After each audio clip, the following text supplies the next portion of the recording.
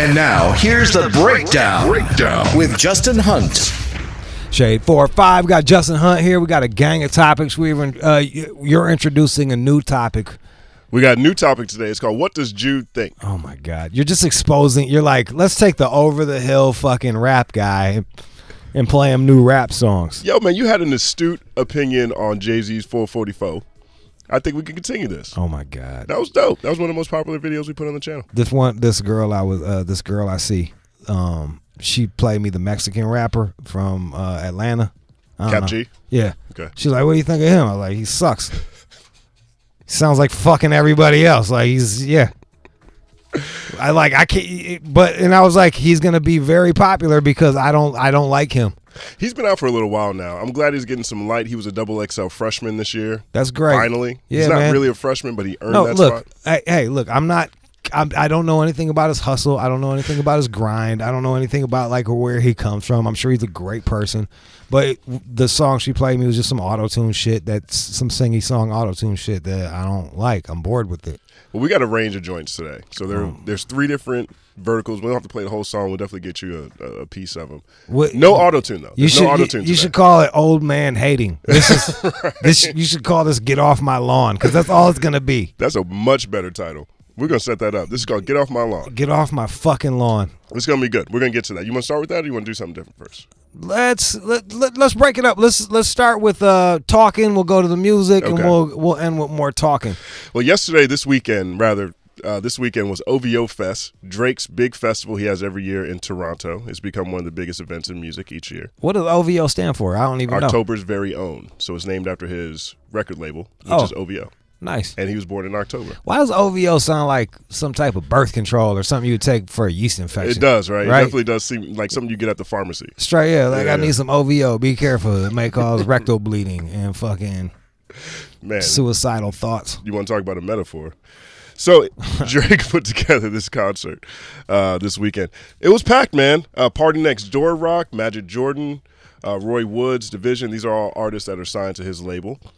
They were there. Tory Lanez was there. I've heard of Tory Lanez out of those people. Drake and Tory Lanez had a beef for a while. Oh, really? Yeah, they had what were they mad about? About a 6-year beef. Really? These internet beefs start off in the most fantastically uninteresting ways. In this case, there was a video that was published online that said that Tory Lanez was Drake's little brother. That kind of started up this conversation about Tory Lanez versus Drake. He looked like Chris Brown's little brother in some of these pictures. He don't look like Drake's little brother. Yeah, he doesn't look like Drake's little brother at all. Not at all. Maybe from the dad's side, the Memphis side, but definitely doesn't have the same mama. Nope. That's you're saying he doesn't look part Jewish? Is that however you frame it, I think you probably captured what I'm getting at. But Tory Lanez also looked like fucking Shine Jewish. That's his Sammy Davis Jr. Jewish. Yeah. Why? So they got a beef because he said they were brothers? It's just that's where it started.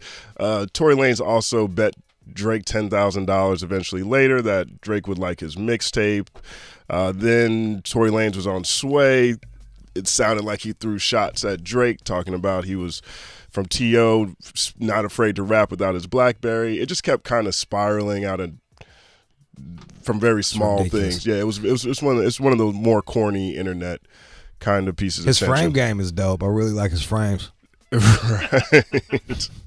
Word up. But they brought out Tory Lanez. Lanez performed, so they ended up squashing the beef. That's cool. I'm glad that they made up. I was losing sleep about that. I was like, man, I wish Drake and Tory just work it out, man. Just have a cup of coffee, man. We got more in common than different, you know? Prayers answered, Jude. Prayers answered. The big one to me I thought was interesting was that Drake brought out Nelly. Nelly performed at OVO Fest. Really? Yeah, we actually have a clip. We have a quick clip we can play for you. Young Nelly.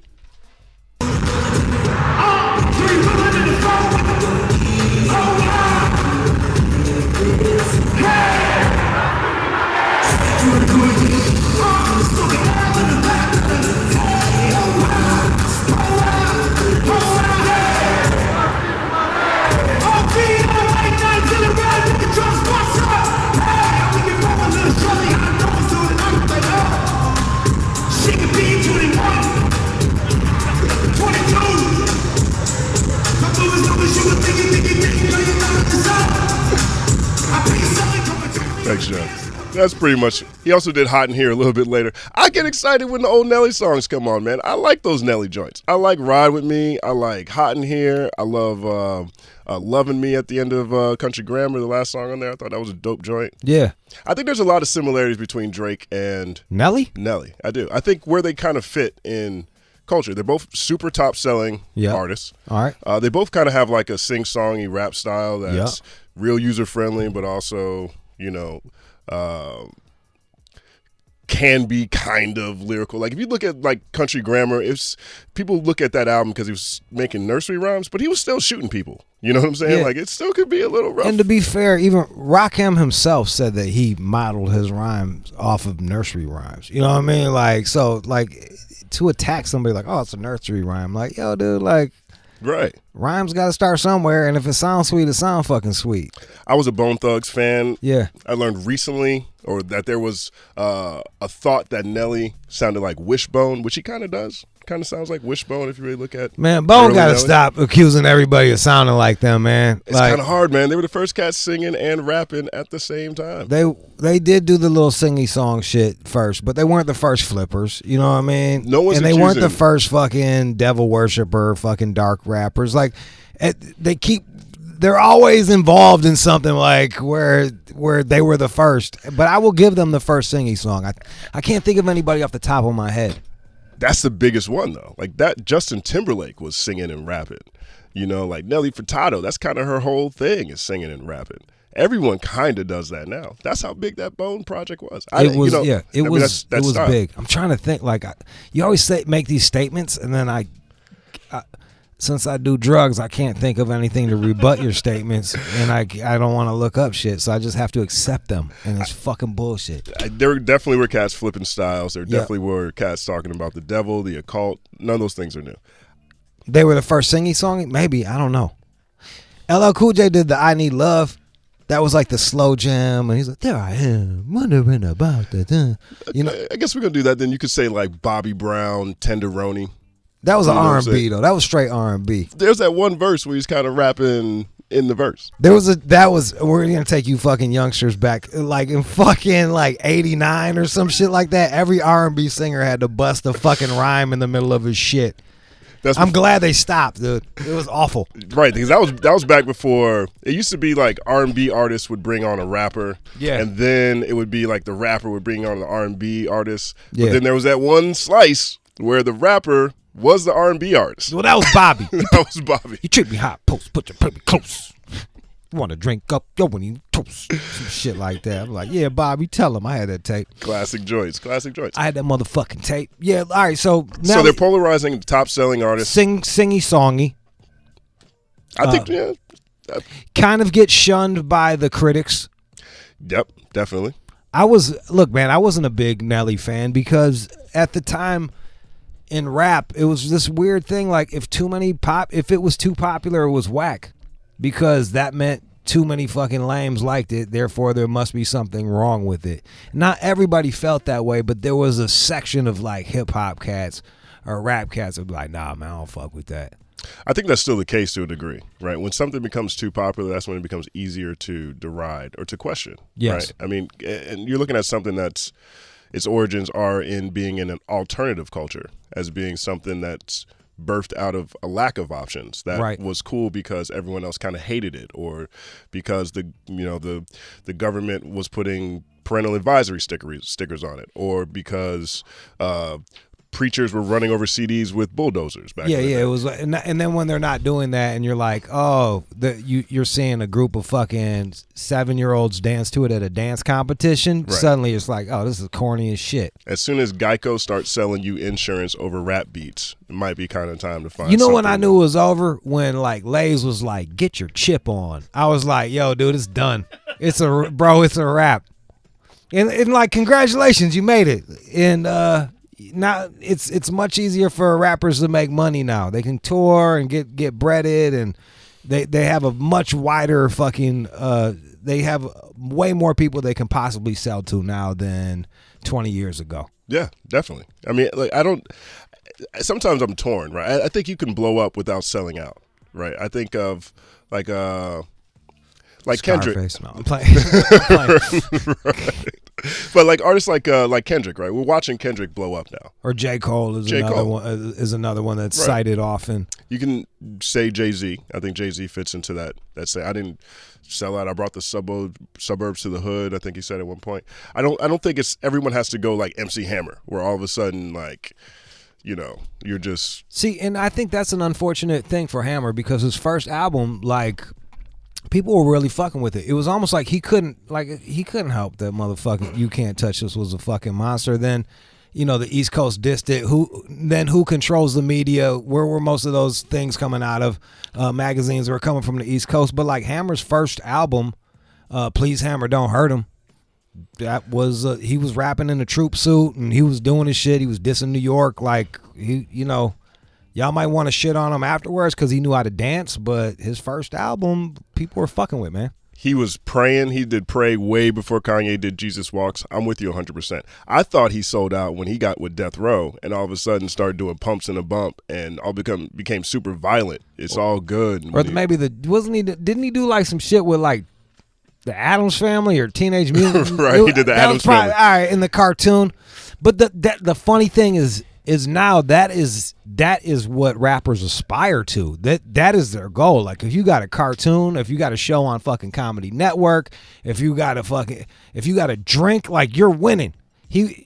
And that was kind of to your point. Was like it was called selling out because we didn't want that because nobody wanted us. You know what I mean? It's like when I didn't want to go to that party. Bitch, you wasn't invited to that party. Rap wasn't invited to that party for so long. And Hammer, Kid and Play, there's a few other cats that Fresh Prince. Yeah, that really kind of knocked down those doors. Vanilla Ice, he was in the Teenage Mutant Ninja Turtles. And they're looked at as corny back in the day, but they helped get these fucking cool rappers money nowadays and make it acceptable for them to fucking sell out. Exactly. And so, you know, I think Nelly was one of those guys that took a lot of flack because he was putting rough lyrics over nursery rhymes. Like even if he was inspired by, he chicks definitely liked him. You know what I'm saying? They were club bangers. Right. I remember his first single that I heard was the I'm going down, baby, your street, and like that was his lead single, I believe. And I thought, I was like, oh, this shit's cool. It was playing on JLB or whatever fuck I was listening to at the time.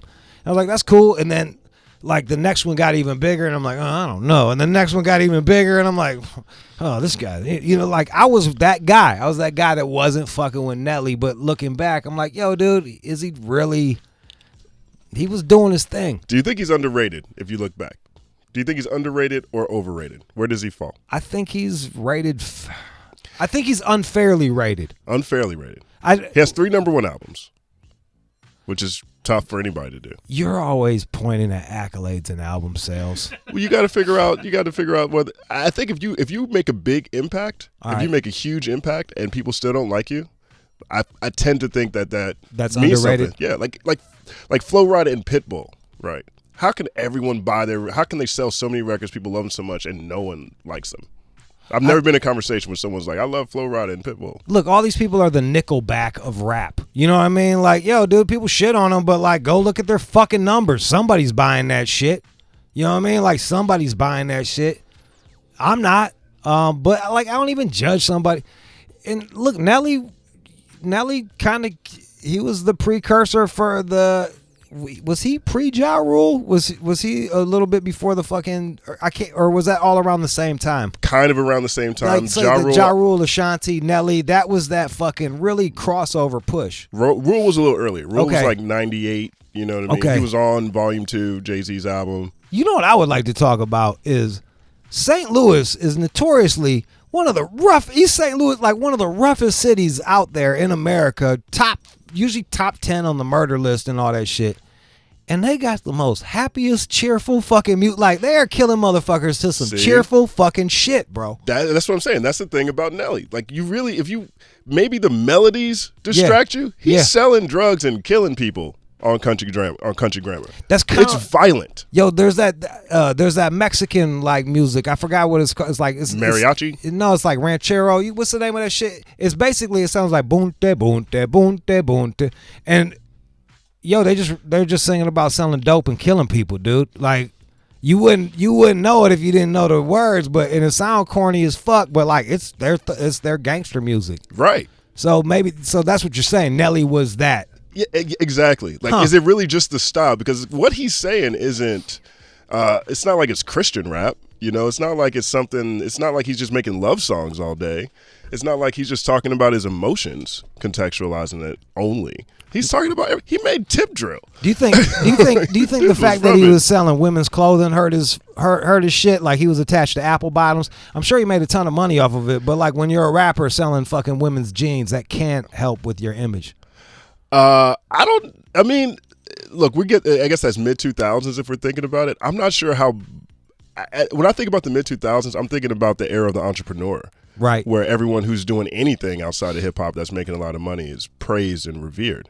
I'm not sure how much that had to do or impacted his reputation. I think making country songs started making him a little dicey when it came time to really think about him as an MC. But you know what? Here's the thing, like that's sold, but rap don't want to hear you. But the other thing, joint. Like, if it's real, it's real. And like, sure, there's like for all I know, he might have came up around country music. Like I remember hearing the story of I think Muhammad Ali going to see Johnny Cash, and like someone was like, "Can you believe we're here?" And he's like, "Motherfucker, I grew up on this shit." Like he might have grown up on country music. I believe he did. I grew up in the South too. It's kind of impossible not to have country music around you. Yeah. I think what happens is once you put on like that certain merit badge, right, the other ones kind of stop wanting to hang out with you. Like I don't know who his core audience was at the time when he came out with that song with Tim McGraw or whatever that was on the Sweatsuit album, which is probably an album that should be forgotten. It wasn't very good, actually. It was actually his Brass Knuckles' his worst album. But when you make songs that are like, bar and grill type raps, raps that they play at the bar and grill where there's country music and stuff, core rap fans will really distance themselves from you. And if you're already Nelly at that point, if country grammar, because it just replaces the words in a nursery rhyme, was already polarizing. Now you show up with country music, you definitely get paid. I think your reputation takes a major, major hit. All right, 888-742-3345, 888-742-3345. Mark in St. Louis. Go ahead, Mark. Hey, what's up, Jude? What's up, Justin? What up? Got it, man. First time caller, listener. Y'all be cracking me up. But I'm from St. Louis. Nelly, the truth, we like to party. So that's where you get that songy type thing. But don't get it twisted. Like, St. Louis is up there and murder every year. We will kill your ass, though. And Nelly did that in his music. Yeah. Plus, he grew up in U City, which is right down the street from where Chuck Berry was all the time. Okay. So there you go. Like, yeah, they'll kill you and then, like, drive away playing fucking Ice Cream Man music. Like, it's crazy. Like, it's ding, ding, ding. It's like, it's fucking, I'm not mad. Like, you know what's fucking... New Orleans, man, they got that real danceable shit, but fuck, they'll dance on your fucking forehead, right, real quick. I think New Orleans is a lot less jolly than St. Louis is, though. I feel like the music in St. Louis is pretty jolly. Like it does mask the grime a lot more than. Why is it, Mark? Why do you think that is, man? Who else was Chingy out of there? Chingy came out of there. Yeah, like there was a lot of Jaquan. Yeah, I got a fake ID though. St. Louis, tipsy. Yeah. I saw the memes of the white folks dance to the tipsy the other day. Yeah, bro. I'm not mad at it. I just find it fucking amazing. Like it's kind of cool, and it makes me question their gangster even less because they're not trying. Like they're like, yeah, we like cheerful music, and then we'll shoot you. And then we'll shoot you, which is kind of fucking. I don't condone violence, but I don't uncondone it either. I'm just saying, like it's. I find that anomaly to be interesting. Let's go to King in D.C. Go ahead, King. Hey, what up, fellas? Justin, my man. What up? Little Jude. Look, I look at it, one of the things about the music is the oversimplification of it that makes me lose my interest. And when you oversimplify with the intent of crossing over. If you look back at some of the earlier artists like from Public Enemy to Tribe, to Jay-Z on up to Kendrick, they did what they did and people gravitated to it because it was so pure. They didn't have to conform or assimilate to simplify their stuff to get mass appeal. So if it happens accidentally, so be it. But when people open, that's what I had a problem with Hammer's early stuff like that. You can't test this. When you got That wasn't his early stuff. That was his mid-range stuff. This and those simple lyrics. To me, that's that oversimplification. You know. I think that's not fair. One, and I just think when people stay, you know, with the integrity of the art and they cross over, that's a different thing. I don't have a problem if they cross over that way. But just be staying true to what you do, regardless. All right, there's a couple things. Look, man, Hammer wasn't the first person to fucking sample a fucking popular riff in rap. Like, dude, go back and listen to your favorite rap songs. A lot of them shits, they're just taking a fucking popular riff. He's not the first person to do that, and that was his mid-range shit. I think what killed Hammer was his pants and dancing, bro. Like, I mean, that might have killed. Man, he kept some cool glasses. Like, his frame game was dope too. The one thing he just said that I do agree with is that when you start doing things that are inauthentic, that's when it. I don't think Nelly's inauthentic. I don't think Nelly's inauthentic.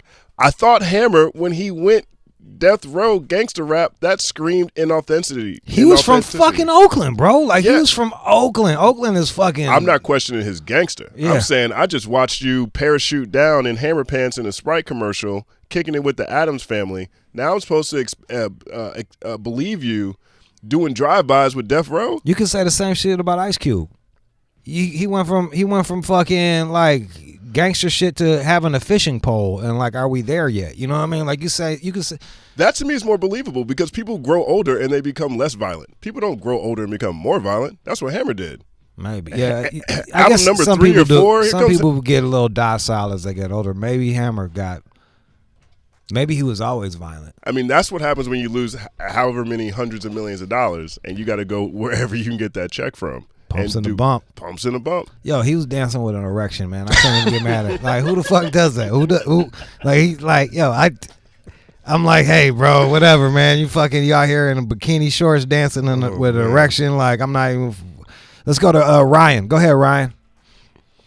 What's up, man? Listen, I really think it's just more that, like with Nelly and his delivery, people wasn't too much paying attention to the words, and I mean that the same as if you listen to The Weeknd today. So, like, if you listen to Nelly's song Country Grammar, like, I was riding with my girl to Pittsburgh this weekend, and she just, oh yeah, you know, we used to do shimmy shimmy cocoa puff on the block, play with the girls. I said, man, this man is talking about doing a drive-by in this song. Like, if you listen to the chorus, he say we going down your street in a street sweeper, cocked, ready, let it go.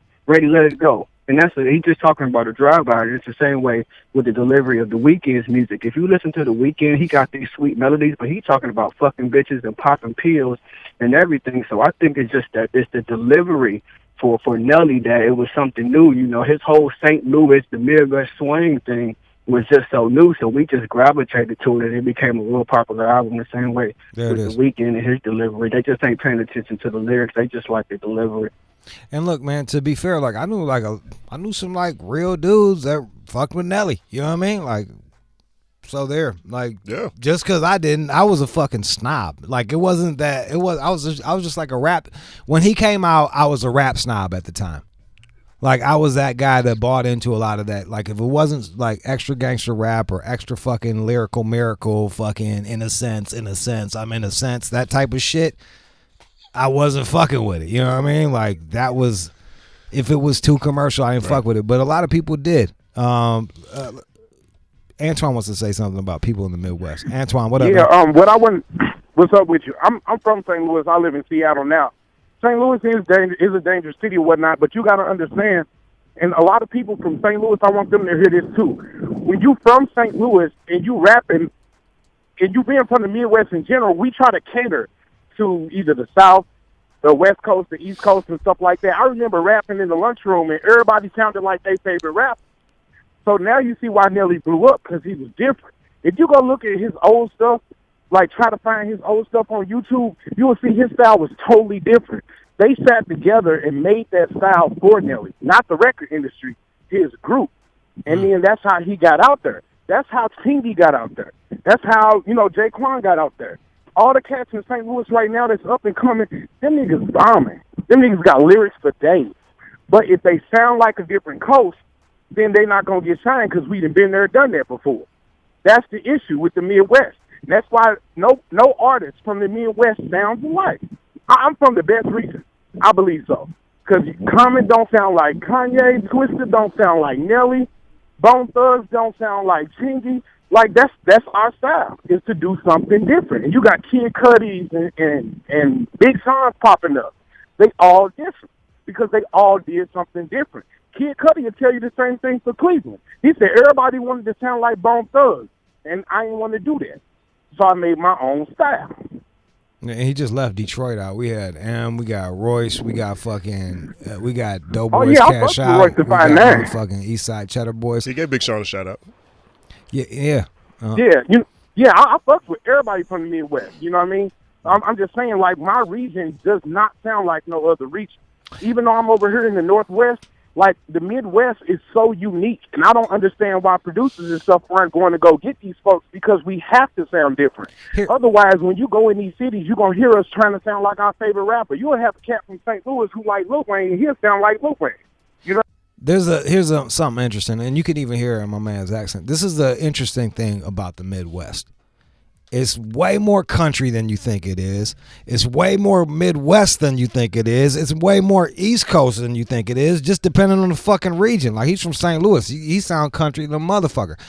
I'm from Michigan. I didn't think I sounded country till I came out here, and I was like, why they talk so fucking proper? Like, that shit sound weird to me.